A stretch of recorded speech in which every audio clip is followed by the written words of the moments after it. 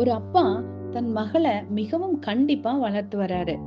அவளை எப்பவுமே தன்னோட கண் பார்வையிலேயே வச்சிட்டு இருக்கிறாரு. இது அந்த மகளுக்கு பிடிக்கவே இல்லை. இத அறிந்த தகப்பன் அதை அவளுக்கு எப்படியாவது புரிய வைக்கணும்னு சொல்லி ஒரு காரியத்தை செய்யறாரு. ஒரு பட்டம் ஒன்ன செய்யறாரு.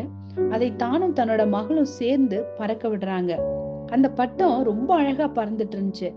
மகள் பட்டம் விட்டு கொண்டு இருக்கிற அந்த சமயத்துல அப்பா திடீர்னு அந்த நூலை கட் பண்ணி விட்டுறாரு.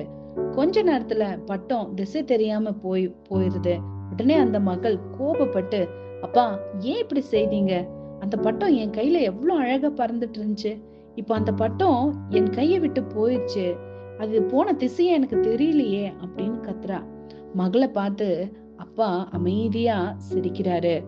ஆமாங்க, இப்போ அந்த மகளுக்கு எது எதை அப்பா சொல்ல வர்றாருன்னு புரிஞ்சிருச்சு.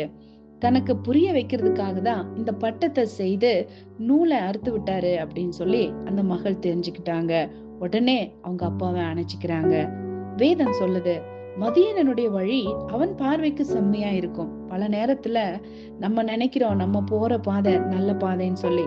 உன் தேவனாகிய கர்த்தர் உன்னை வழியில நடத்தி கொண்டு போகும் காலத்தில் நீ அவரை விட்டு போனதினால் அல்லவோ இதை உனக்கு நேரிட பண்ணனாய்.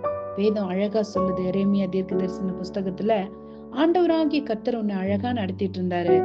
உன்னோட வாழ்க்கையில ஏன் இந்த வம்பெல்லாம் வந்து சேர்ந்ததுன்னா அவரை கையை விட்டுட்டு நீ போனதுனால தானே இதெல்லாம் வந்தது. அதனால எப்பவுமே அவரோட கைய பிடிச்சிட்டு இருங்கன்னு சொல்லி வேதம் நமக்கு எச்சரிக்குது.